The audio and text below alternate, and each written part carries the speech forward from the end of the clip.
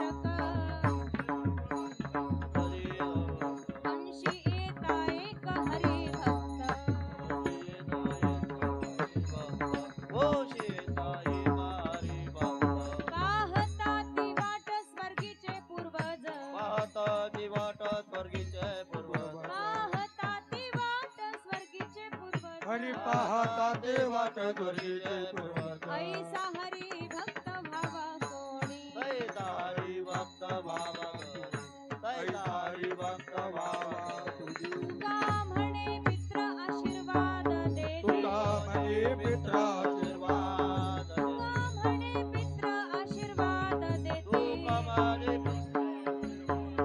कल्याण इच्छिती त्याचे सदा तुझी दया कर पाहता ती वाट स्वर्गीचे पूर्वज पाहता ती वाट स्वर्गीचे पूर्वज पाहता ती वाट स्वर्गीचे पूर्वज पाहता ती वाट स्वर्गीचे पूर्वज ऐसा हरी भक्त भावा कोणी ऐसा हरी भक्त बाबा ऐसा हरी भक्त बाबा विठोबार कुमाये गोपार कुमार विठोबार कुमाये गोपार कुमार विठोबार गोपार कुमाये कुमार विठोबार कुमाये गोपार कुमार विठोबार कुमाये गोपार कुमार विठोबार कुमाये विठोबार कुमाये गोपार कुमार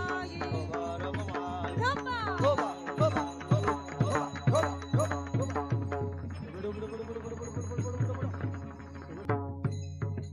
कुमाये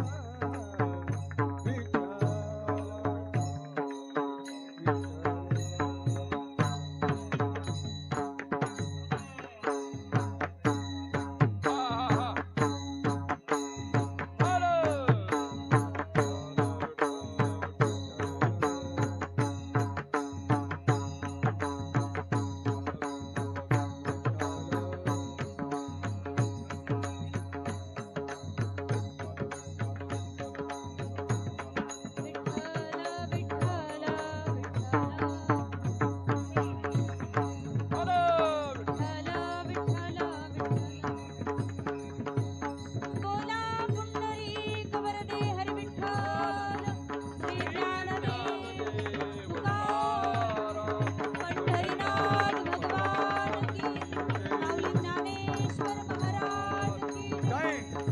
कुमाये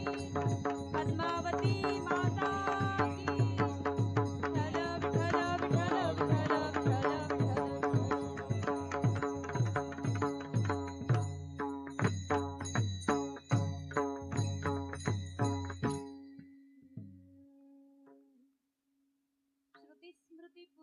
श्रुतिस्मृतिपुराणानाम् आलयं करुणालयं नमामि भगवत्पादं शङ्करं लोकशङ्करम् शङ्करं शङ्कराचार्यं केशवं बादरायणं सूत्रभाष्यकृतौ वन्दे भगवन्तौ पुनः पुनः नारायणं समारम्भां शङ्कराचार्यमध्यमाम् अस्मदाचार्यपर्यन्तां वन्दे गुरुपरम्पराम् नमस्ते शारदे देवी काश्मीरपुरवासिनी त्वामहं प्रार्थये नित्यं विद्यादानं च देहि मे सर्वमङ्गलमाङ्गल्ये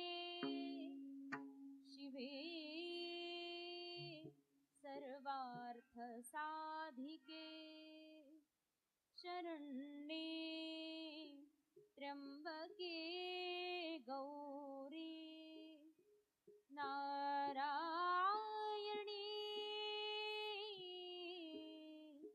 नमोस्तुते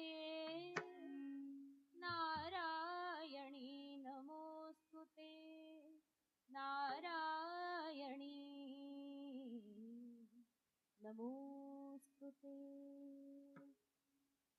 महायोगपीठे तटे भीमरथ्या वरं पुण्डरीकाय दातुं मुनीन्द्रैः समागत्य तिष्ठन्तमानन्दकन्दं परब्रह्मलिङ्गं भजे पाण्डुरङ्गम्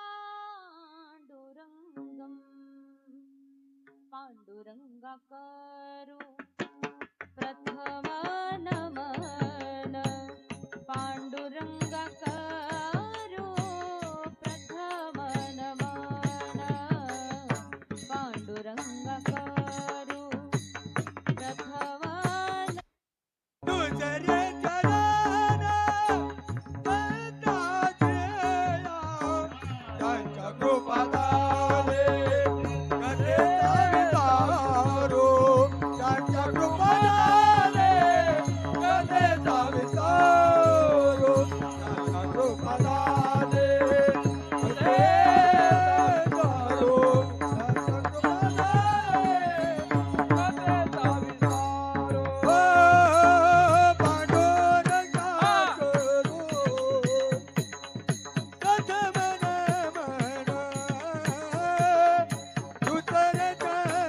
कसे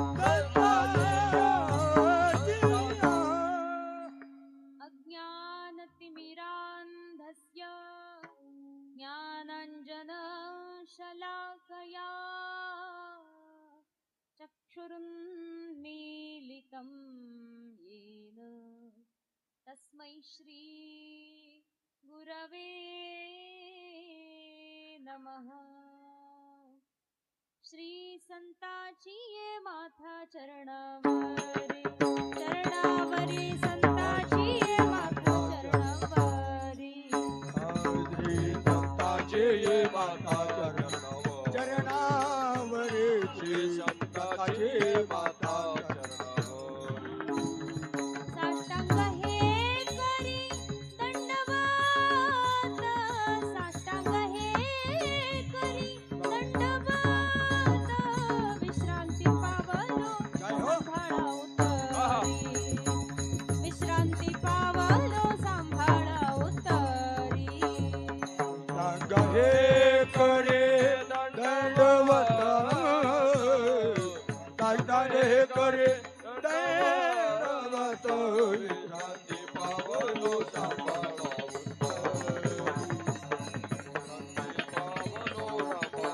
उत्तरी. विश्रांती पावलो सांभाळा हे द्रे संताची ये माता चरणावरी साष्टांग हे करी दंडवत विश्रांती पावलो सांभाळा उत्तरी. वाढले अंतरी प्रेम सुख प्रेम सुख धन्य हरिभक्त जन्मले जावंशी सकळ कुळासी तारावया पाहता ती वाट स्वर्गीचे पूर्वज ऐसा हरिभक्त भावा कोणी नारायण. प्रस्तुत प्राप्त प्रसंगी वर्ष श्राद्धाच्या या कीर्तन रूपी सेवेकरता निवडलेला अभंग जगदवंदनीय परम पावनीय वैराग्य मूर्ती वारकरी संप्रदायाचे जगद्गुरु असणारे संत श्रेष्ठ तुकोबर यांचा अतिशय सुंदर आणि महान भगवत भक्तांची अद्भुत अशी महिमा वर्णन करून सांगणारा 4 चरणाचा अभंग आहे. विठ्ठल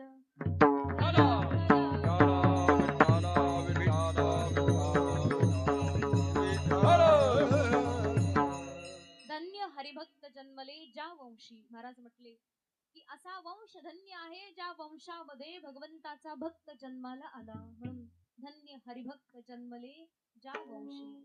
काय केलं असं त्या भगवत भक्ताने? महाराज म्हटले सकळ कुळासी तारावया. सकळ म्हणजे अवघ संपूर्ण कुळाला तरुण नेण्याकरता संपूर्ण कुळाचा तारणहार असा हा भक्त आहे. सकळ कुळासी तारावया. आणि अशा प्रकारच्या सकळ कुळाला तारणाऱ्या भक्ताची अगदी स्वर्गात गेलेले पूर्वज सुद्धा वाट बघतात. वाट पाहता ती वाट स्वर्गीचे पूर्वज. स्वर्गामध्ये गेलेले आपले पितर लोकही वाट बघतात. कशाची? वंशी येता एक हरिभक्त. एखादा तरी हरिभक्त भगवंताचा भक्त आपल्या घरी जन्माला यावा. काय होतं अशानं? भक्त घरी जर जन्माला आला तर महाराज जे जीवित आहेत त्यांचा फायदा ना, गेलेल्यांचा काय फायदा आहे? ते म्हणाले तसं नाही. यमाचे यमदंड चुकतील नरक. अहो महाराज तुम्हाला असं वाटतं की जोपर्यंत जीवित आहोत तोपर्यंत एखादा भक्त आपलं भलं करू शकतो. पण इथे तर महाराज म्हटले की नरकात गेलेल्या पूर्वजांना अथवा स्वर्गात गेलेल्याही पूर्वजांना सद्गती देण्याकरता हेच हरिभक्त कामाला येतात. अगदी यमराजाचे यमदंड चुकवण्याकरता नरक यातना चुकवण्याकरता याच भक्तांचा वशिला देवाजवळ चालतो. म्हणून म्हटले वंशी येता एक हरिभक्त. आणि असा जर हरिभक्त आपल्या घरामध्ये जन्माला आला तर काय होतं? आणि महाराज जे स्वर्गात नरकात गेलेले जेवढे पितर आहेत ते अतिशय प्रसन्न होतात आणि त्या व्यक्तीवर आशीर्वाद देतात. कल्याण इच्छिती त्याचे सदा. तुकाराम महाराज म्हटले की त्याला आशीर्वाद मिळतात पितरांचे आणि सदा सर्वदा त्याचं कल्याण हवं अशा प्रकारची कामना आपले गेलेले पूर्वजही करतात. म्हणून अशा प्रकारे एक तरी भक्त आपल्या घरामध्ये आपल्या परिवारामध्ये जन्मला तर आपल्या सर्वांचं कल्याण आहे असा या अभंगाचा सरळ सरळ अर्थ झाला. विठ्ठल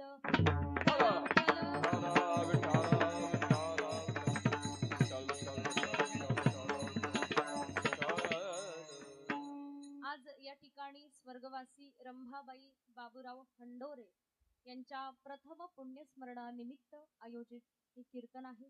आणि याच निमित्त आपण सर्वजण या ठिकाणी या कार्यक्रमाला उपस्थित असणारे सर्व नातेवाईक आप्तेष्ट बंधुवर्ग त्या ठिकाणी ग्रामस्थ वर्ग असतील, मित्रवर्ग असतील, सर्व वारकरी वृंद असतील आणि याच निमित्त हे कीर्तन या ठिकाणी मला दिलं त्याबद्दल या हंडोरे परिवाराचे आभार व्यक्त करते. आणि यात सगळ्यात जास्त आनंद मला या गोष्टीचा होतोय की देवी पद्मावतीच्या समोर मला ही सेवा मिळतेय. याच्यापेक्षा म्हणजे मला माहित नव्हतं. इथे आल्यानंतर माऊली म्हटले की अगदी तिथून ऐकायला येईल म्हणून पहिलं मंदिरामध्ये गेले, तिथून ऐकायला आलं. म्हणजे देवीच्या समोर विगत काही वर्षापूर्वीची सेवा झाली होती. एक आता भक्त तिथं मिळाले आणि तुम्हाला आठवतं का? म्हणे काय? म्हणजे तुम्ही एवढ्याशा होत्या. म्हणजे एवढ्याशा म्हणजे एवढे तरी होते. एवढ्याशा होत्या आणि तिथे मंदिरामध्ये कथेचा कार्यक्रम ठेवला होता. तर गुरुदेवांची कथा होती आणि आम्ही थोडं भजन गायला त्याच्यामध्ये साथ द्यायचो. तर अशा प्रकारे तो कार्यक्रम त्या व्यक्तीनं आठवून दिला. फार आनंद वाटला महाराज.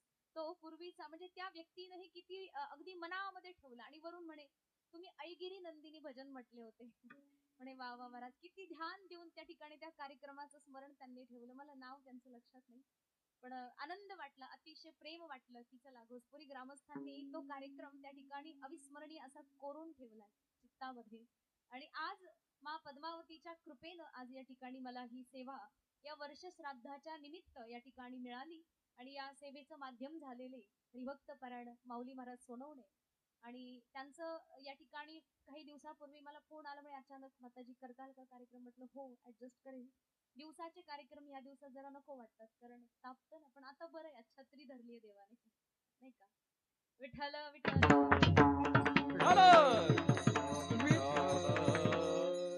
तर अशा प्रकारे आज या ठिकाणी या कार्यक्रमाला साथ संगत मिळालेली ज्यांची आहे असे सर्व माझे थोर बंधू वारकरी वृंद. प्रत्येकाचं नाव घेणंही शक्य नाही, आपल्याकडे वेळच फार कमी आहे. तर असे सर्व थोर वारकरी वृंद यांचे खरंच फार मोठे मोठे म्हणजे कौतुक करावं तेवढं थोडं आहे. अगदी बालपणापासून अद्ययावत संप्रदायाकरता यांनी संपूर्ण जीवन वेचलं अशा प्रकारचे सर्व आहेत. आणि गुरुदेवांच्या सानिध्यामध्ये मध्ये राहून या ठिकाणी मृदुंगाची विद्या म्हणा, गायनाची विद्या म्हणा, पाठाची विद्या म्हणा, या सर्वाचा अभ्यास केलेले हे वारकरी मंडळी आहेत.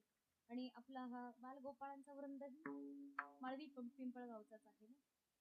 वेदांत गुरुकुल, भक्ती वेदांत गुरुकुल. अच्छा अच्छा. आमच्या गुरुकुलाचं नाव आहे वेदांत चिंतन गुरुकुल. तर अशा प्रकारे आज या ठिकाणी या सुंदर या वारकरी वृंदाची साथ आपल्याला लाभलेली आहे. तर अत्यल्प वेळेमध्ये पद्मावती मातेच्या चरणी आज आपण सेवा समर्पित करू. बघा, अशा प्रकारे वर्ष श्राद्धाचा कार्यक्रम राबवला जातो, आयोजित केला जातो. तर सगळ्यात महत्वाचं आहे वर्ष श्राद्ध का बरं घालायचं? कारण की बहुतांश समाजामध्ये लोकांना याच प्रश्नानं वेड केलेलं आहे. थोडासा इको कमी करा बोलताना. तर बऱ्यापैकी आज प्रत्येक घरामध्ये जो कोणी जातो त्याच्या वार्षिक श्राद्धाचा कार्यक्रम केलाच जातो आणि तो करावाच लागतो. पूर्वीच्या काळी कसा होत होता माहित नाही. कीर्तन प्रवचन भलेही होत नसेल पण विधिविधानाचं महत्व फार मोठं होतं आणि तेच महत्व जास्त मोठं आहे. तर म्हणतात की पूर्वीच्या काळापासून अगदी वैदिक काळापासून श्राद्धाची परंपरा आहे. तर बऱ्यापैकी श्राद्ध घालणारे लोक 3 प्रकारचे असतात. ज्याच्यामध्ये महाराज काही लोक म्हणतात विश्वास नाही आम्हाला या गोष्टीवर, काय करायचं श्राद्ध घालून. बरं, श्राद्ध जर घातलं, कितीही चांगलं जेव खाऊ घातलं, किती दान पुण्य केलं तर ते थोडेच आपल्या आई वडिलांना मिळणार आहे असं म्हणणारे लोक. परंतु लोक काय म्हणतील असं जर आपण श्राद्ध घातलं नाही तर लोक काय म्हणतील या लाजेनं श्राद्ध घालणारे फार कमी आहेत तसे समाजामध्ये, पण आहेत मात्र. आणि दुसऱ्या प्रकारामध्ये येतात ते विचार करतात चला जाऊ द्या, आपल्याला हे पटत तर नाही पण काही झालं तरी आपलीच आई होती, आपल्या आईसाठी म्हणून आपण या ठिकाणी हे श्राद्ध कर्म करू, अशा प्रकारचा विचार करणारे लोक. आणि अतिशय उत्तम प्रकारचे लोक ते त्याला म्हणतात, जसं शास्त्राने आज्ञा दिली, शास्त्र म्हटलंय की मातृपितृ सेवा करा. कशी?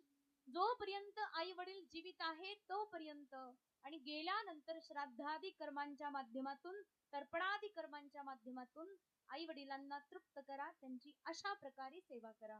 आणि ही शास्त्राची आज्ञा आहे म्हणून मी शास्त्राच्या आज्ञेचं पालन करतो, बाकी कर्तव्य केवळ आहे, अशा प्रकारचा विचार करून अतिशय निस्वार्थ आणि अतिशय निर्विकल्प विचार करून करणारा श्राद्ध घालणारा व्यक्ती हा अतिशय उत्कृष्ट श्राद्ध प्रकारातला मोडतो. विठ्ठल विठ्ठल.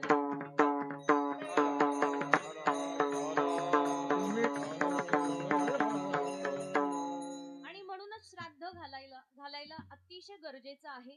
कारण की शास्त्राची आज्ञा आहे आणि शास्त्र कशाही प्रकारे मोघम अशी आज्ञा देतच नाही, त्याच्यामध्ये काहीतरी मोठं तथ्य दडलेलं असतं. मग हे जे श्राद्ध आहे ते किती प्रकारचं असतं आणि किती वेळा घालावं लागतं. जसं पार्वणिक श्राद्ध आहे, नैमित्तिक नित्य श्राद्ध आहे, नित्य नियमानं सुद्धा आई वडिलांना तर्पण केलं जातं. नैमित्तिक श्राद्ध आहे, जसं अक्षय तृतीया आहे. पार्वणिक श्राद्ध म्हणजे पितृपर्व, पितृपक्षामध्ये केलं जातं. अशा प्रकारचे अनेक श्राद्ध ज्याच्यामध्ये नांदी श्राद्ध आदी आहे, त्रिपिंडी श्राद्ध आहे, असे अनेक प्रकारचे श्राद्ध. आणि ज्याच्यामध्ये हे वर्ष श्राद्ध, तर हे वर्ष श्राद्ध कधीपर्यंत करायचं असतं आणि कधी येतं या विषयावर थोडीशी चर्चा करू. जसं म्हणतात की आपल्या घरामध्ये एखादा व्यक्ती गेला तर त्या मृतकाला, त्या घरामध्ये जिथे त्याचं प्रेत पडलेलं आहे तर ते प्रेत उचलल्यानंतर त्या जागी एक पिंडदान करायला गरजेचं आहे. पिंडदान म्हणजे पिंड बनवला जातो भाताचा आणि काळ्या तिळाचा गोळा, आणि त्याला त्या ठिकाणी आपल्या पितरांच्या प्रित्यर्थ पिंडदान म्हणून समर्पित केलं जातं. कधी? आपल्या घरामधून त्या प्रेताला उचलल्याबरोबर लगेच. त्यानंतर म्हणतात की घराच्या बाहेर येत असताना, आणत असताना दाराची जी चौकट आहे त्या चौकटीमध्ये सुद्धा एकदा पिंडदान करणं गरजेचं आहे. त्याकरता घराला चौकट उंबरा असणं गरजेचं आहे. आजकाल बहुतेक घरांना उंबरेच राहिले नाही महाराज, आणि ही फार विचित्र पद्धत आहे. पूर्वीच्या काळी उंबरा होता ना प्रत्येक घराला, तो गरजेचा आहे. जेव्हा व्यक्ती मरतो तेव्हा त्याला घराच्या बाहेर आणत असताना उंबऱ्यावरती एक पिंडदान करावं लागतं आणि ते केलं नाही तर तो व्यक्ती घराच्या बाहेर जातच नाही महाराज. त्याचा जीव तिथेच अडकून बसतो. त्याच्याकरता ते पिंडदान. बाहेर आल्यानंतर आपल्या घराच्या जवळपासचा जो कोणता सगळ्यात जवळचा चौक असेल त्या चौकामध्ये एक पिंडदान. आणि पुढे आल्यानंतर महाराज जिथे विसावा दिला जातो प्रेताला, त्या ठिकाणी एखाद्या ठिकाणी शांत विसावा दिला जातो, तिथे एक पिंडदान केलं जातं. आणि चितेवरती ठेवल्यानंतर त्या चितेला अग्नी देण्यापूर्वी एक पिंडदान आणि अग्नी दिल्यानंतर अजून एक पिंडदान, अशा प्रकारे एकंदरीत 6 पिंडदान पहिल्याच दिवशी करणं गरजेचं आहे. हे 6 पिंडदान कशा करता म्हणतात, जसं आपल्या घरामधून प्रेत बाहेर निघत असताना घराच्या शुद्धी करता, त्या वातावरणामधून जात असताना वातावरणाच्या शुद्धी करता, जिथे विसावा देतात तिथल्या जमिनीच्या शुद्धी करता, आणि विशेष करून या ठिकाणी प्रेत आणि भूत आदी जे सूक्ष्म तत्व आहेत, सूक्ष्म शरीर आहेत, त्या सूक्ष्म शरीरांना प्रसन्न करण्याकरता की बाबांनो, आता आमच्या घरातूनही एक सदस्य तुमच्यामध्ये येत आहे, सुखपूर्वक प्रेमपूर्वक त्यांना तुम्ही आपलंसं करा. कारण की कसे परक्या माणसाला इतक्या जवळ कुणी घेतच नाही, नाही का? जसं दुसऱ्या गल्लीतला कुत्रा जरी या गल्लीमध्ये आला तरी सगळे मिळून त्या एकट्यावरती भुंकायला लागतात, म्हणजे त्याला लवकर स्वीकारत नाही. अगदी तद्वत आपल्या पितरांनाही बाकीचे प्रेत लवकर स्वीकारतच नाही. त्यांच्या प्रसन्नतेकरता हे पिंडदान गरजेचं आहे. मग एकूण पहिल्याच दिवशी 6 पिंडदान आणि दशक्रिया विधीपर्यंत अजून त्या ठिकाणी 10 पिंडदान, हे 6 आणि ते 10 एकूण झाले 16. तर 16 पिंडदान केल्यानं याला त्या ठिकाणी मलिन षोडशी श्राद्ध असं म्हणतात. हे सुतकातच द्यावं लागतं म्हणून याला मलिन असं म्हणतात. मग हे जे पिंडदान आहे त्याच्यानंतर 11वा 12वा केल्यानंतर 13व्याच्या दिवशी एक पिंडदान, 14व्याच्या दिवशी उदक शांती केल्यानंतर तो जो पितर, तो जो जीव आहे तो त्या ठिकाणी दृष्टपृष्ट होऊन त्या ठिकाणी आपल्या रस्त्याने जाण्यास तयार होतो.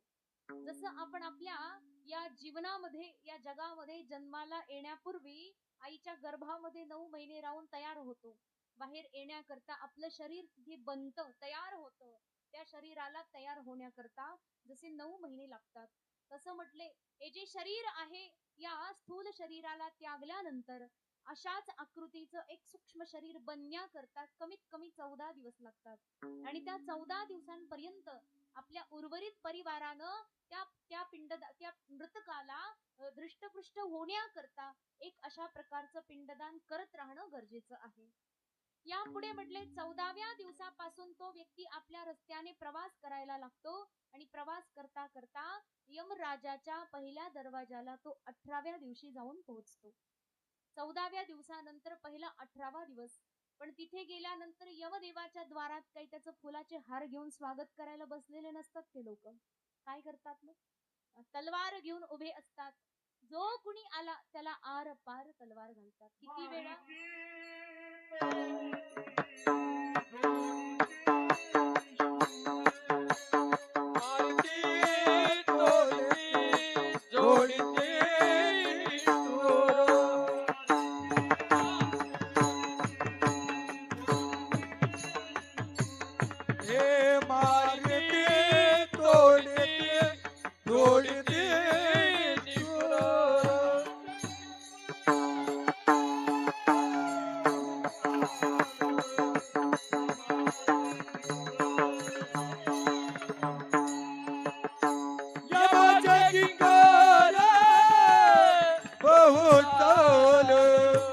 यमाचे किंकर बहुचार.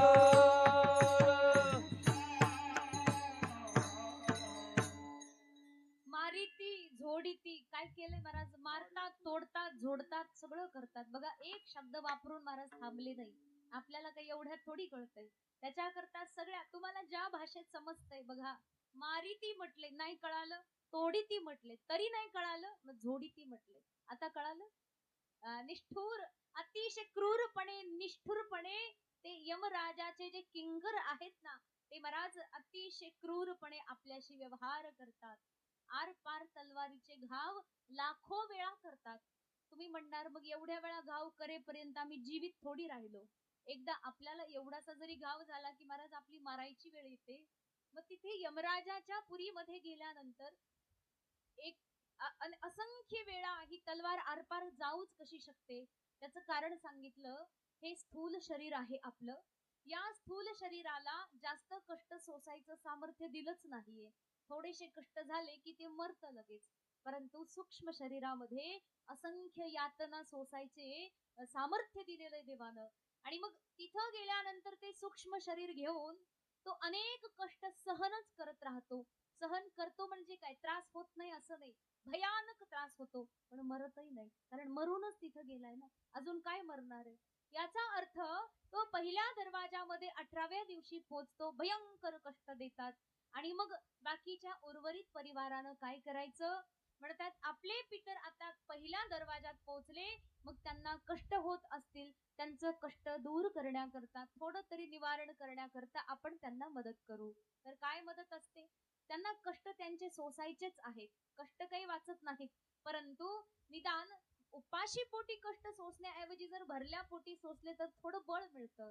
म्हणून म्हणे आपल्या पितरांना तुम्ही पिंडदान द्या, त्यांना खाऊ जेवू घाला, जेणेकरून निदान भरल्या पोटाने ते त्रास सोसतील आणि त्यांना जास्त त्रास होणार नाही, शक्य तेवढा ते सहन करतील. अशा प्रकारचं पहिलं. त्यानंतर पुढे म्हणे 1 मास पूर्ण झाल्यानंतर 30व्या दिवशी दुसऱ्या दरवाजात पोहोचतात. तुम्ही महिने जेवू घालता की नाही? महिने कधी असतात? महिने हा महिना की तो महिना असं असतं ना आपल्याकडे. पण शास्त्राप्रमाणे असं नाही बरं का. हा महिना ते तो महिना नाही. म्हणे गेल्यापासून तर वर्ष श्राद्धापर्यंत एकूण 16 वेळा पितरांना जेवू घातलं पाहिजे. महिने जर मोजले तर 12च भरतील, परंतु 16 वेळा मग कधी आहे हे? तर त्यातलं सगळ्यात पहिला 18व्या दिवशी, त्यानंतर 30व्या दिवशी, 2 महिने पूर्ण झाल्यानंतर, 2.5 महिने पूर्ण झाल्यावर, त्यानंतर 3रा महिना पूर्ण झाल्यावर, 4था, 5वा, 6वा, 6.5 महिने पूर्ण झाल्यावर, 7वा, 8वा, 9वा, 10वा, 11वा, 11.5 महिने पूर्ण झाल्यावर आणि शेवटी 12वा. अशा प्रकारे 12 महिन्यामध्ये किती वेळा पितरांना जेवू घालायचं? 16 वेळा. बघा, मग 12 वेळा तुम्ही जेवू घालतात तर 4 वेळेस पितर उपाशीच राहिले की नाही, मग त्याचं पाप कोणाला लागेल? याचा अर्थ या सगळ्या शास्त्राचं ज्ञान असणं किती आवश्यक आहे. गरुड पुराणाप्रमाणे अशा प्रकारचं संपूर्ण नियम दिलेला आहे.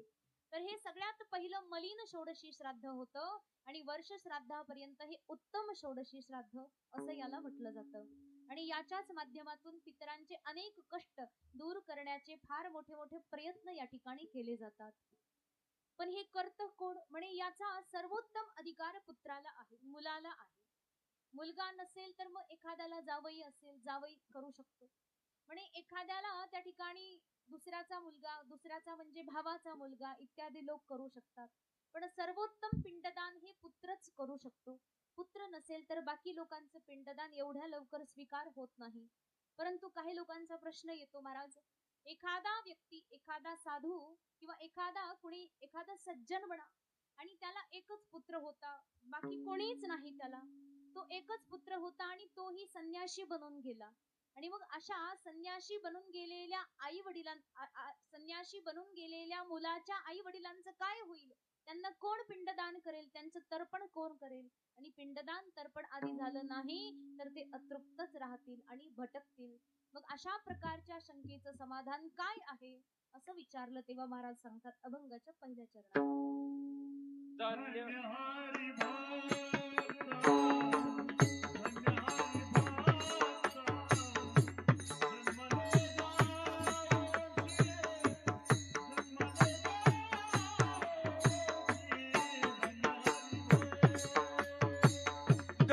हरि भक्त, धन्य हरि भक्त, जन्मले जावोशे, जन्मले जावोशे, धन्य हरि भक्त.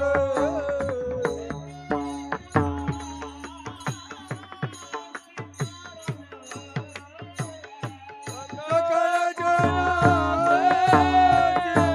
दार भया,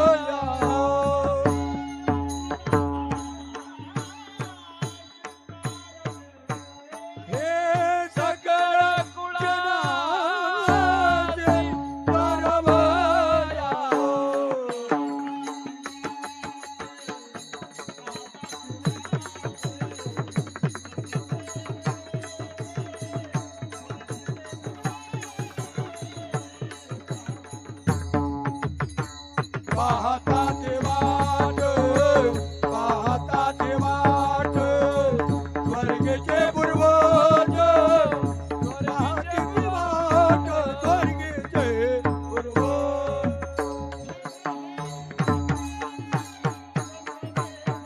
आहा!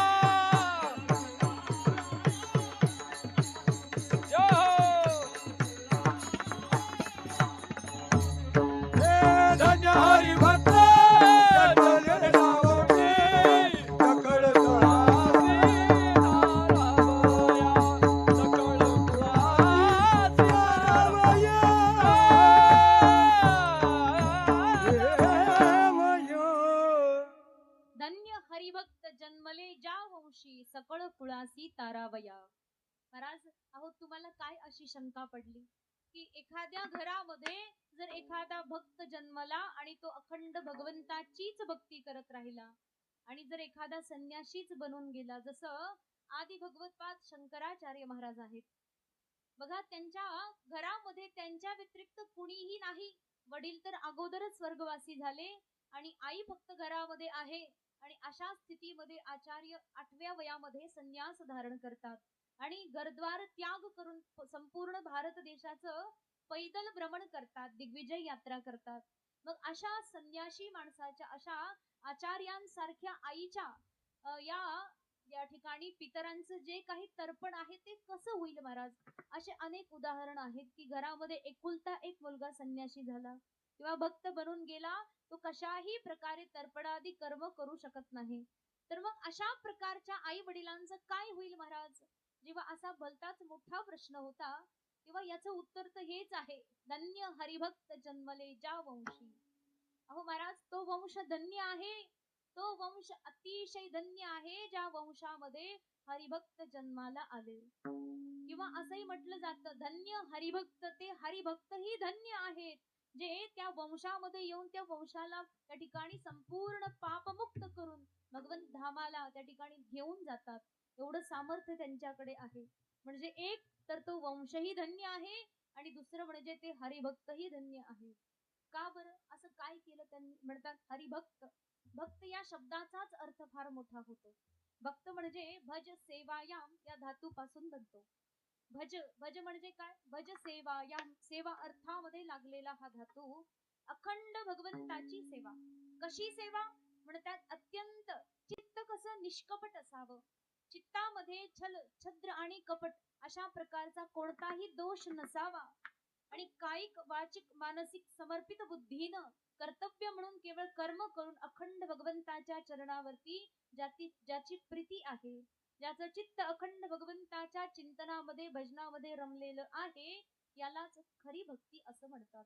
ज्याच्यामध्ये कोणत्याही प्रकारची आशा उरलेली नाही. केले आशा पाश निवारोने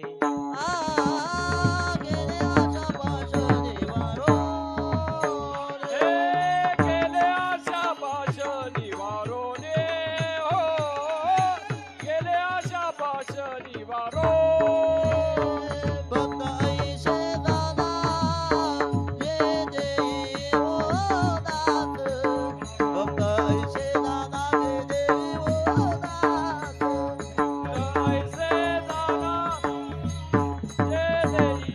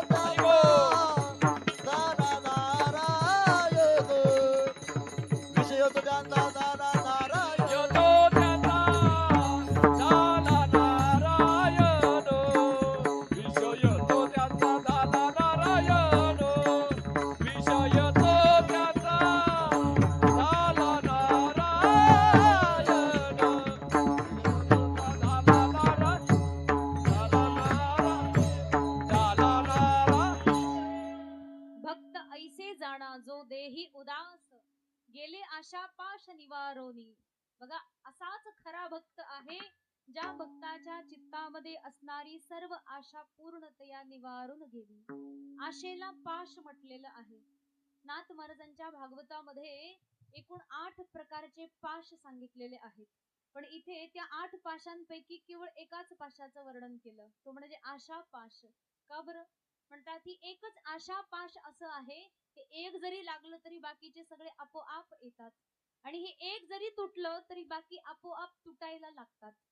भिद्यते हृदय ग्रंथिश छिद्यन्ते सर्व संशयाः क्षीयन्ते चास्य कर्माणि तस्मिन् दृष्टे परावरे. आणि एकदा भगवंताची कृपा झाली आणि भगवंताच्या सेवेमध्ये लागला तर हा भक्त आरामपूर्वक त्या सर्व प्रकारच्या पाशांचं छेदन करतो. विद्यते हृदय ग्रंथी, हृदयामध्ये असणाऱ्या सर्व ग्रंथी म्हणजे गाठी काय होतात? तुटून जातात, भेदन होतं त्यांचं. विद्यते हृदय ग्रंथी छिद्यन्ते, सर्व प्रकारचे संशय त्या ठिकाणी छेदन होतात.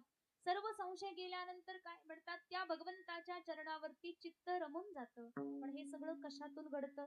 तत्प्रसादात मयाच्युत.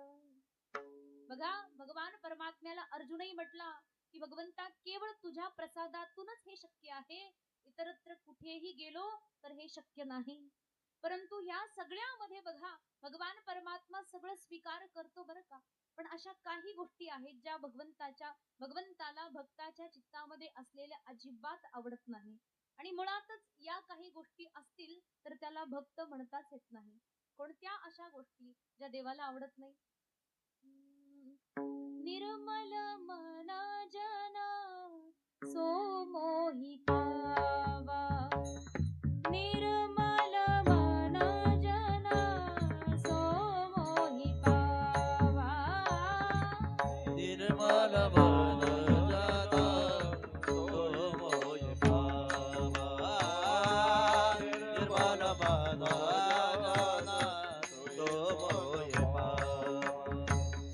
निर्मल मन जना सो मोहि पावा, निर्मल मन जना सो मोहि पावा. निर्मल मन जना सो मोहि पावा. निर्मल मन जना सो मोहि पावा. मोहि कपट छल छिद्र न भावा, क्या बात है? मोहि कपट छल छिद्र न भावा.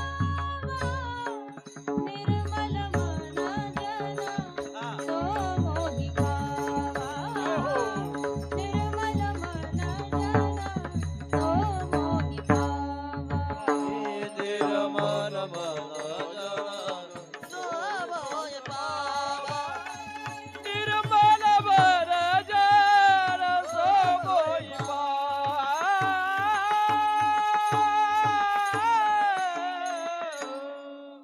भगवंताने सांगितलं, मला या ठिकाणी चित्तामध्ये छल कपट आणि छिद्र असणारे लोक अजिबात आवडत नाही.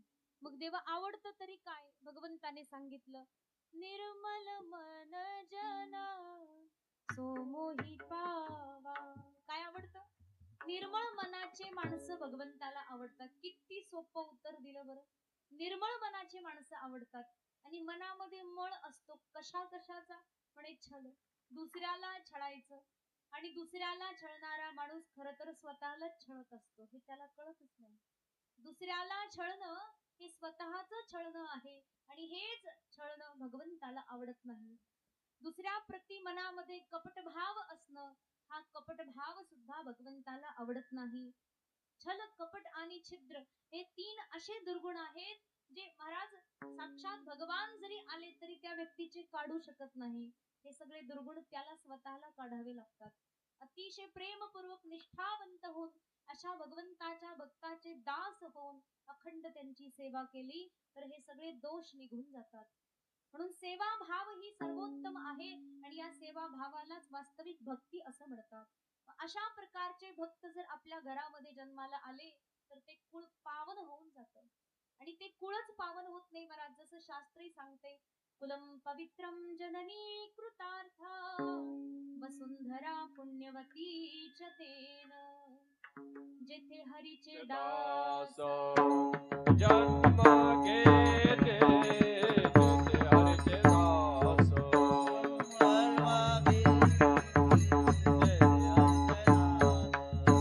जन्मागी जय जन्मागी जय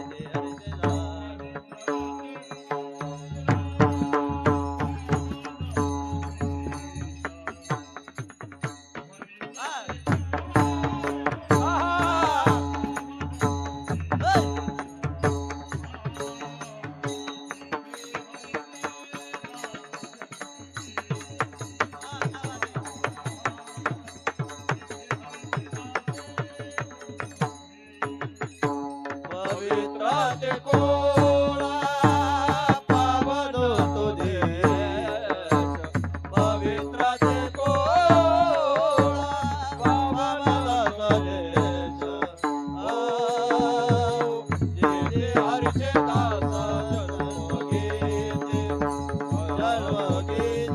तिथे हरीचे दास जन्म घेते.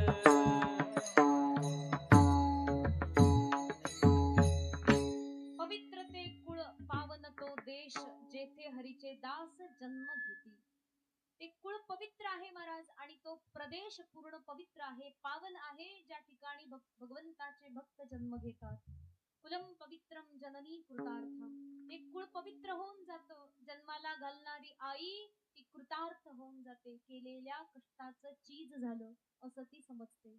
भागवतामध्ये तर सांगितलं महाराज, जर ज्या व्यक्तीनं भगवंताची ही कथा ऐकली नाही, ज्या व्यक्तीनं भगवंताचं भजन कधी अख्ख्या आयुष्यात केलं नाही, अशा व्यक्तीला जन्म घालणारी माता तिनं उगाच आपल्या शरीराला त्रास दिला, उगाच त्या बाळाला जन्माला घातलं, 9 महिने कष्ट सोसले आणि उगाच. म्हणजे असंही म्हटलंय, ते बाळ ज्यानं आयुष्यात कधी देवाची भक्ती केली नाही, ते केवळ आपल्या आईला त्रास द्यायलाच जन्माला आलं होतं असंही म्हटलंय. मग आपण कशातले आहेत महाराज, हे तर आपण पाहिलं पाहिजे. अशा प्रकारची ती माता ही कृतार्थ होते आणि त्या हरिभक्तांचे पद ज्या भूमीवरती पडतात, ती भूमी सुद्धा पवित्र, धरतीही पवित्र होऊन जाते. साधूनाम दर्शनम पुण्यम तीर्थभूताश्च साधवाः कालेन फलते तीर्थम सद्यः सज्जन संगती. काय म्हटलं? साधूनाम दर्शनम पुण्यम. साधूच्या दर्शनाने अपार पुण्य मिळतं. तीर्थामध्ये जसं म्हटले, साधू साक्षात तीर्थ आहे. एखाद्या तीर्थाला जर जायचं म्हटलं तर फार मोठे कष्ट आहेत. बरं, गेल्यावरही तीर्थ लवकरात लवकर तुमच्यावरती प्रसन्न होतं असंही काही नाही. जसं तीर्थ काळानुरूप प्रसन्न होतं, परंतु साधू सद्य म्हणजे तत्काळ प्रसन्न होतात. आपणासारखे करीती तत्काळ. त्यांना वेळच लागत नाही, काळ वेळ लावत नाही, सहज सहज आपल्यासारखं करून टाकतात. पारस परस बहुत अंतरो जान यह सोना लोहा करे यह करे आप समान. हा बघा, जो पारस नावाचा जो दगड आहे ना, तो कसा आहे म्हणतात, जर लोखंडाला शिवला तर त्या लोखंडाचं सोनं करून टाकतो. पारस नाही, पारस माहिती ना तुम्हाला, परीस. हिंदीमध्ये किंवा संस्कृत मध्ये त्याला पारसच म्हणतात. तर परीस नावाचा जो दगड आहे, त्या दगडाची काय महाराज विशेषता, म्हणे लोखंडाला जर लावलं तर त्या लोखंडाचं सोनं करून टाकतो. पण परीस नाही करत बरं का, लोखंड करतो. तो परीस आपलं महत्व राखून ठेवतो. आपल्यासारखे असंख्य परीस झाले तर याला कोण मोजायचंय परत.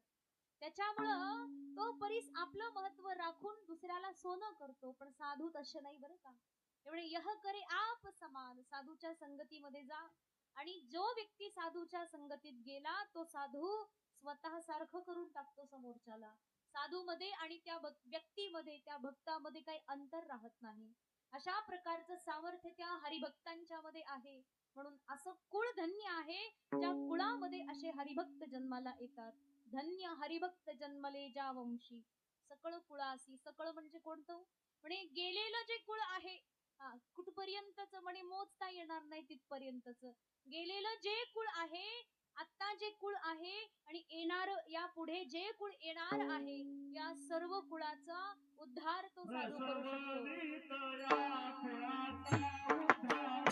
रस बोलित या कुळाचा उतार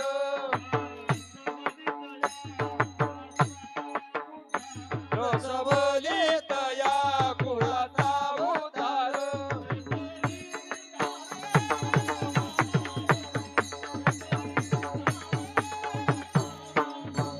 तो करी उतार नामामध्ये तो करी उतार नामामध्ये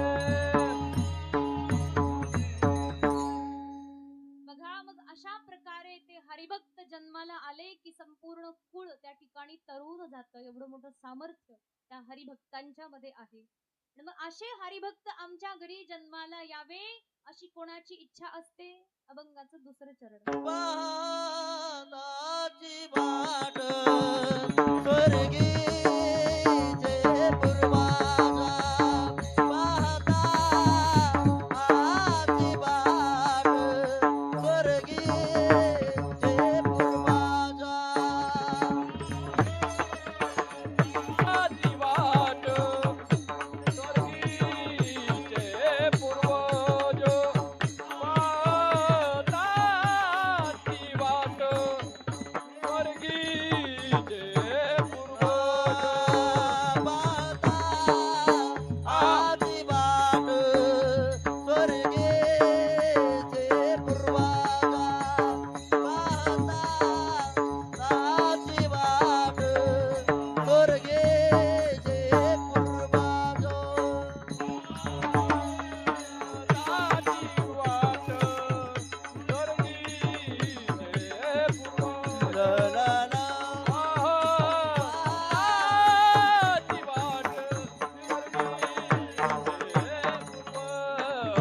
ऐसारी बाप्पा बाबा कोणी ऐसारी बाप्पा बाबा कोणी बोला ऐसा हरी भक्त बाबा कोणी ऐसा हरी भक्त बाबा कोणी ऐसारी बाप्पा बाबा कोणी ऐसारी बाप्पा बाबा कोणी ऐसा हरी भक्त बाबा कोणी सारी भक्त बाबा कोणी पाहता आजी वाट स्वर्गे जे पूर्वाजा पाहता आजी वाट पाहताची स्वर्गी जे पूर्वाजा पाहताची वाट स्वर्गीचे पूर्वज पाहताची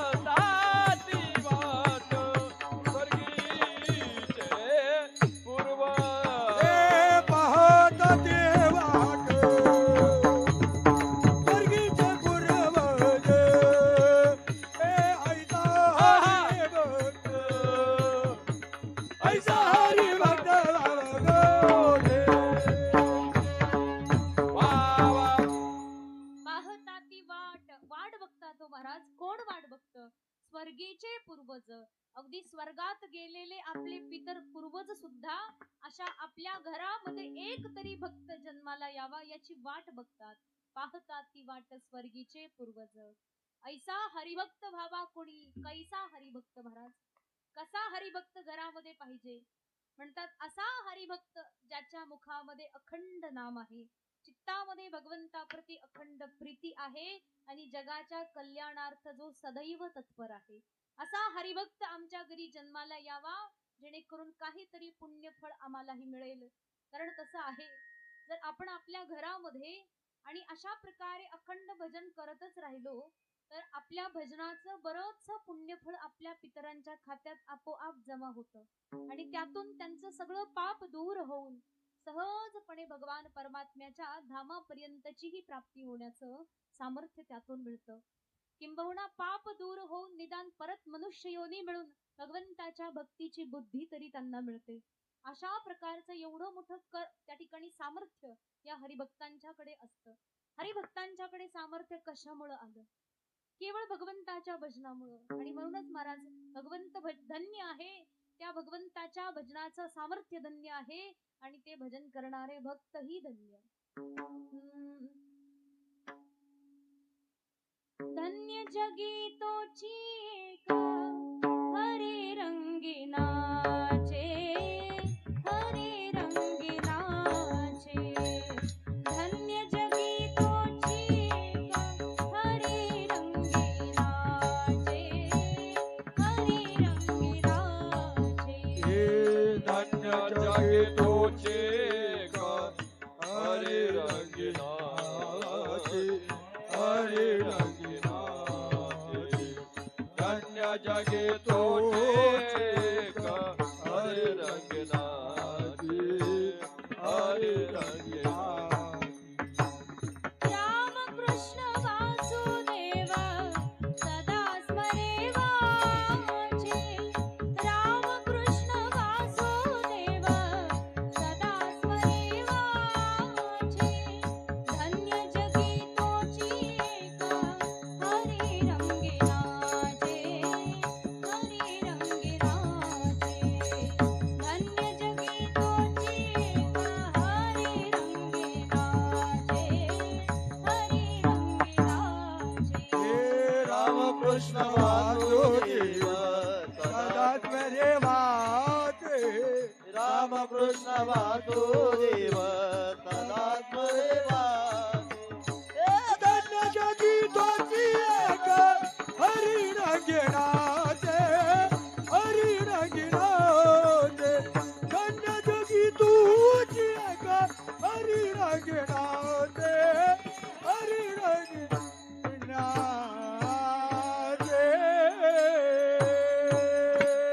धन्य जगी तोची एक, सगळ्या जगामध्ये तोच एक धन्य आहे. कोण धन्य आहे? तो एक भगवान परमात्म्याचा भक्तही धन्य आहे. हरी रंगी नाचे. तो नाचतो महाराज. आपणही लोक नाचतो, पण आपण नाचतो कुठं? प्रपंचामध्ये नाचतो. आयुष्य नाचण्यातच गेलं ना. ही माया अविद्या आपल्याला नाचवते, कारण ती नर्तकी आहे. त्या नर्तकीच्या तालावरती आपणही नाचतो. परंतु साधू संत महान भगवत भक्त जे आहेत ते अविद्येच्या तालावरती नाचत नाहीत. मग काय करतात? ते भगवान परमात्म्याच्या भक्तीमध्ये नाचतात. हरी रंगी नाचे. भगवान परमात्म्याच्या रंगामध्ये रंगून जातात. आणि रामकृष्ण वासुदेव सदा स्मरे वाचे. वाचेवरती अखंड भगवंताचं नाम आहे. एका जनार्दनी नित्य हरीचे कीर्तन, आसनी शयनी सदा हरीचे चिंतन. अशा प्रकारचं अखंड चिंतन भगवंताचं इथे चालतं. अशाच प्रकारच्या भक्तांची वाट स्वर्गीचे पूर्वजही बघत असतात की बाबांनो, निदान यांच्या सानिध्यामध्ये गेल्यानंतर थोडा तरी आपल्यालाही लाभ मिळेल. कारण बघा, एखादा व्यक्ती घरामध्ये आहे आणि तो जर अखंड नाम चिंतन करत असेल, आपल्याला नामाची अजिबात आवड नाही, परंतु घरामध्ये एक सदस्य अखंड नाम घेतो आणि मग त्यानं होतं काय? आपल्याला नाम घेण्याचं पुण्य मिळत नाही, परंतु नाम ऐकण्याचं पुण्य जरूर मिळतं. कारण तो घेतोय ना, त्याच्या सानिध्याचं फळ येते, त्याच्या सोबत आपण राहतो. आपल्याला भलेही आवड नाही, पण तो अखंड नाम घेतो. त्या नामाला ऐकून ऐकून ऐकून आपल्याला त्या ठिकाणी पुण्य मिळतं आणि त्या पुण्याच्या बळावरती एक दिवस नाम घेण्याची आवड लागते. आणि मग त्याच्या करता अशा प्रकारच्या साधू संतांचं सानिध्य आपल्याला अवश्य असलं पाहिजे. आणि विशेष करून घराघरात एक तरी असा भक्त असला पाहिजे, जेणेकरून संपूर्ण परिवार त्या एकाच्या नादानी तेही नादी लागतात. त्यांना सगळ्यांना नादी लावण्याकरता एक तरी भक्त, एक तरी साधू घरामध्ये अवश्य असावा. एकाला तरी नाद असावा महाराज, जेणेकरून देवाचं नेमकं काय करायचं असतं हे बाकीच्यांना थोडं थोडं तरी कळतं. अशा प्रकारे असा एक तरी भक्त आमच्या घरी यावा अशी वाट स्वर्गीचे पितर बघतात. याचा अर्थ असा आहे की बघा, भक्ताची वाट स्वर्गात गेलेले पितर बघतात, तर बाकी इथे असलेल्यांनी केवढी वाट बघितली पाहिजे. केवढी वाट बघण्यापेक्षा जर स्वतःच भगवत भक्त भरून गेले तर काय हरकत काय आहे. ते स्वर्गात गेलेले पितर म्हणतात, अरे आम्ही जन्माला आलो आणि पूर्ण वेळ त्या ठिकाणी प्रपंचामध्ये स्वतःला वाहून टाकलं, सगळं घासलं प्रपंचामध्ये, काही मिळालं नाही. आम्ही जे करू शकत होतो परंतु केलं नाही, आता कळते पण हातात नाही. मग आता आपण जे केलं नाही निदान आपल्या घरामध्ये एकाने कोणीतरी केलं तरी केवढा मोठा लाभ होईल. म्हणून पाहता ती वाट स्वर्गीचे पूर्वज, ऐसा हरिभक्त व्हावा कोणी. आणि असा हरिभक्त जर घरी जन्मला तर काय होतं महाराज? यमाचे यमदंड चुकतील नरक, वंशी येता एक हरिभक्त. यमाचे यमदंड, यमराजाचा दंड नसतो महाराज. ते दंड शब्द थोडा सभ्य वापरला महाराजांनी. यमाकडे दांडक असतं आणि ते साधं दांडक नसतं. आपल्याला पोलिसाची छडीची साधी भीती वाटते. आत्ताच्या लोकांना तर शिक्षक मास्तराच्या छडीची पण भीती वाटते. एक छडी ठेवलीच नाही मास्तर लोकांनी. आता छडी नाही त्याच्यामुळे अक्कल पण येत नाही.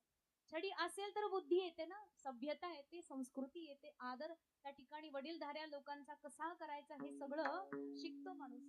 आपल्या पूर्वीच्या काळामध्ये बघा शाळांमध्ये मास्तर छडीला हात जरी लावला तरी पोराला फार म्हणजे भीती वाटायची. भीती वाटून काय होत होतं ते तुम्हाला माहिती, कारण तुम्ही सगळं पाहिलंय. ते विचार करा, त्या काळचे सगळे लोक आज कुठेतरी बरे आहेत, पण आताच्या पिढीचं काही खरं नाही. त्यांना काहीही सांगा महाराज हे बधीरच आहे, ऐकूच येत नाही. काही सांगा ते ऐकत नाही. जो ऐकत नाही त्याला काय म्हणायचं? बधीर. नाही तर काय म्हणायचं? बधीरच. आता ही सगळी पिढी अगदी बधीर. अशा लोकांचं काय होणार आहे? यांच्यातून एखादा भक्त काढायचा म्हणजे सोपं आहे का महाराज? आम्हालाही हे मोठे मोठे प्रश्न पडतात. आता याच्यानंतर जसं आम्ही शिकलो असं वाटतं की आम्हालाही पण कधी कधी इच्छा होते शिकवायची. कथा कीर्तन करणं ही फार मोठी कधी कधी नको वाटतं. हे असं वाटतं एखादा तरी विद्यार्थी यावा आणि आपण जे शिकलोय त्याला शिकवावा. परंतु असा एखादा मिळाला तर ना, कुठे मिळणार आहे? कुठून शोधून आणायचं? जो येतोय तो बस महाराज पाया पडायचं सुद्धा कळत नाही. आई बाप सांगतात बाळा पाया पड, ते सांगतात नुसते पाया पड. याने वाकून दाखवलं तर काय फरक पडेल? तू पाया पड. अरे कसं पडतात त्याला माहितच नाही, तू पडून दाखव ना जरा. हेही आपल्या संस्कृतीला कळत नाही महाराज. जरी सांगितलं तरीही आपल्या लोकांना आज हे जमतच नाही. या सगळ्या ज्या गोष्टी अतिशय विटंबना देणाऱ्या, पण तरी महाराज म्हटले यमाचे यमदंड चुकतील नरक, एक जरी भक्त वंशी येता एक हरिभक्त. एक जरी भगवंताचा भक्त आपल्या कुळामध्ये, घरामध्ये, वंशामध्ये जन्माला आला तर यमाची यमदंड सगळे नरकही चुकतात महाराज. परंतु अशा प्रकारचे भक्त ही भगवत सेवा ती कशी बरं करतात? भगवत सेवेमध्ये ना फार मोठं विधिविधान शास्त्रानं सांगितलं, परंतु विधिविधान ज्यांना येत नाही त्यांनी भक्ती करायची नाही असंही काही नाही बरं का. अतिशय प्रेमपूर्वक भोळी भोळी भगवान परमात्म्याच्या प्रति भक्ती समर्पित केली तर ती अधिक देवाला आवडते. घेई घेई माझी सेवा, घेई घेई माझी सेवा. घेई घेई माझी सेवा, घेई घेई माझी सेवा. दीन दुर्बलांची देवा, दीन दुर्बलांची देवा. घेई घेई माझी सेवा, घेई घेई माझी सेवा. हे दीन दुबळा सेवा, दीन दुबळा सेवा. घेई घेई माझी घेई घेई माझी सेवा.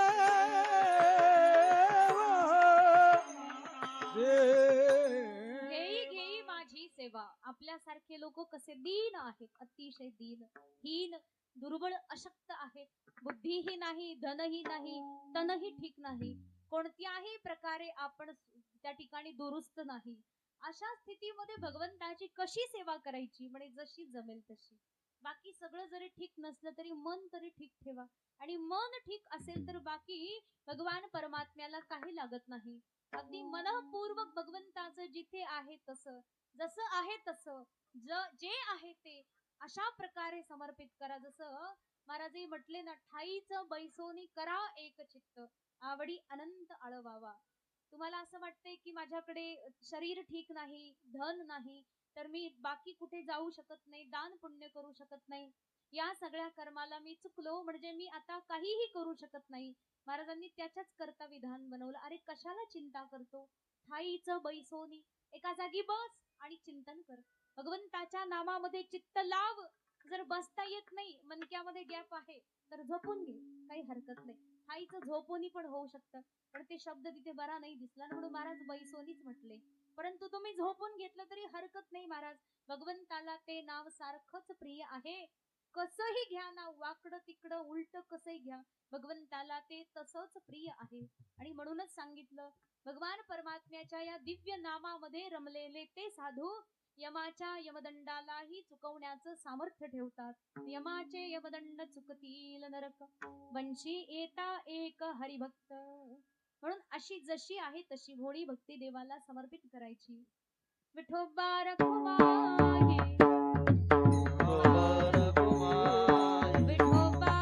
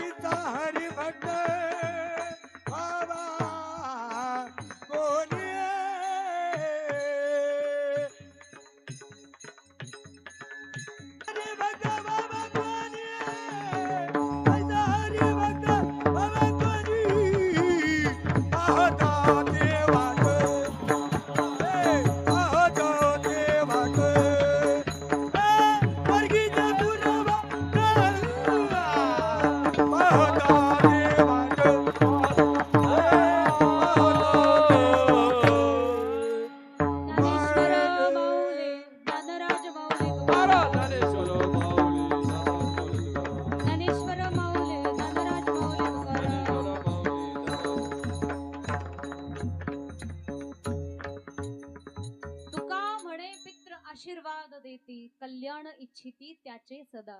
आणि असा कोणी भक्त आपल्या कुळामध्ये जर जन्माला आला तर पित्र फार प्रसन्न होतात आणि मग आपल्यावरती आशीर्वाद देतात. किती सोपी भाषा आहे, कळाली ना?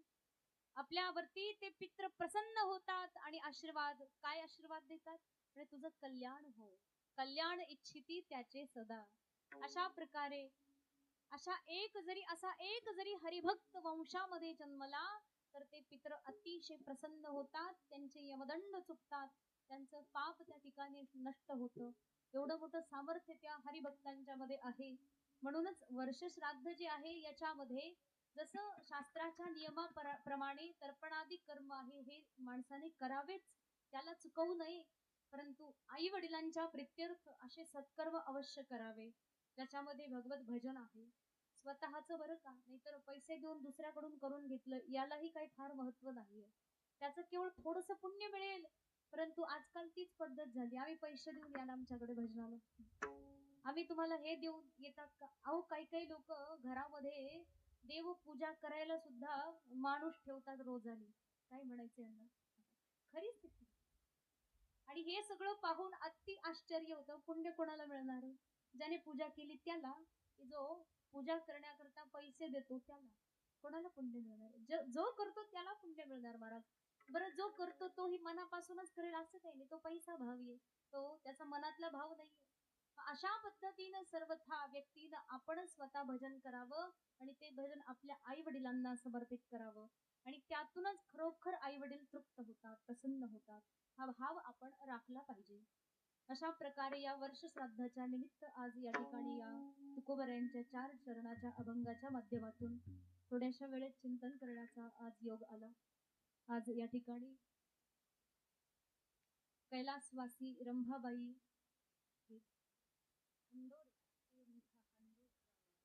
रंभाबाई बाबूराव हंडोरे आज यांचे या ठिकाणी पुण्यस्मरण आहे.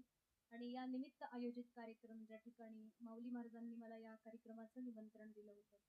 आज या ठिकाणी गायक स्वरूपामध्ये असणारे हरिभक्तपरायण कृष्ण महाराज रायकर आणि हरिभक्तपरायण रवींद्र महाराज आबा आवड. अच्छा, अण्णा अच्छा, कोणी आबा कोणी अण्णा, आमचे सगळे बंधूच आहात तुम्ही. तर अतिशय प्रेमपूर्वक यांची आज सेवा मला या ठिकाणी श्रवण करायला मिळाली. स्वतः माऊली महाराज या ठिकाणी आहेत गायना करता आणि या घोसपुरी गावचे प्रसिद्ध पंचक्रोशीमध्ये ज्यांचं नाव आहे असे आमचे बंधू हरिभक्तपरायण रोडे महाराज. तर त्यांचंही या ठिकाणी सुंदर असं गायन ऐकायला मिळालं. दोन्ही मृदंग सम्राट ज्यांचं नाव हरिभक्तपरायण राजेंद्र महाराज सोनवणे, मृदंग सम्राट ऋषिकेश महाराज सोनवणे, अगदी सुंदर अशा प्रकारे हे दोघे मृदंगमणी मोत्यासारखं वादन केलं महाराज तुम्ही. कारण कार्यक्रमामध्ये सर्व लोकांचं एकत्रीकरण असेल ना तेव्हा त्या कार्यक्रमात प्राण येतो, जीव येतो. नाहीतर एकट्याचं काय होणार आहे? म्हणून एकट्याचा हा खेळ नाही. सर्व लोकांनी एवढी सुंदरशी साथसंगत केली, त्याबद्दल एकदा टाळ्या वाजवा ना. तुम्ही लोकांनी पण वाजवलं तरी चालेल. आणि अतिशय सुंदर हे बालगोपाळ आहेत, त्यांनी ही सुंदर टाळाची साथ केली. हार्मोनियम आमचे काका खूप सुंदर, आज खूप वर्षानंतर एका कीर्तनात असा आमचा योग आला, तर त्यांचेही आभार व्यक्त करते. आणि कॅमेरा चालवणारे आमच्या भगिनी अतिशय सुंदर महाराज, यालाही विठ्ठल महाराज 09 युट्यूब चॅनल आहे, त्या चॅनल वरती येईल का कीर्तन? येईल. अरे वा वा, खूप छान. एकदा ताईन करता टाळ्या वाजवा. अशा प्रकारे निर्भीड होऊनही अशा प्रकारचे कार्यक्रम केले पाहिजे महाराज. तर आज या ठिकाणी या आजीबाईंना जाऊन 1 वर्ष पूर्ण झालं. मला माऊलींनी पूर्वीच सांगितलं की आजींच्या घरामध्ये चांगलं धार्मिक वातावरण आहे आणि शिवाय आजीबाईंची फार सेवा या ठिकाणी आपल्या परिवारानं केली. तर याचंही एकतर परिवाराचं फार मोठं कौतुक आहे. आणि या आजीबाईंनी परिवाराला असं वळण लावलं, त्यात खरं कौतुक आजीबाईंचं आहे. आणि खरंच या ठिकाणी या परिवारामध्ये एवढं सुंदर असं नियोजन तुम्ही सर्वांनी केलं, म्हणून या हंडोरे परिवाराला मी सर्वप्रथम धन्यवाद देईन. आणि या आजीबाईंच्या जाण्यानं त्यांच्या परिवाराला जे काही दुःख झालं असेल, ईश्वराने त्यांना सामर्थ्य द्यावं आणि भगवंताच्या भक्तीतून त्यांचं दुःख दूर व्हावं अशी मी देवाकडे प्रार्थना करेन. आजीबाईंच्या या जीवात्म्यास अशी सद्गती मिळो, भगवंताच्या चरणी त्यांना स्थान मिळो आणि पुढच्या जन्मामध्ये भगवंताची अपार भक्ती त्यांच्या चित्तामध्ये अगदी गंगेप्रमाणे निखळ वाहत राहो अशी मी भगवंताच्या चरणी प्रार्थना करेन आणि आजीबाईंना अखेरची आदरांजली श्रद्धांजली समर्पित करून माझी झालेली सेवा गुरु महाराजांच्या चरणी समर्पित करून माता पद्मावतीच्या चरणी समर्पित करून त्या ठिकाणी वाणीला विश्रांती. विठ्ठल जय जय विठ्ठल विठ्ठल जय जय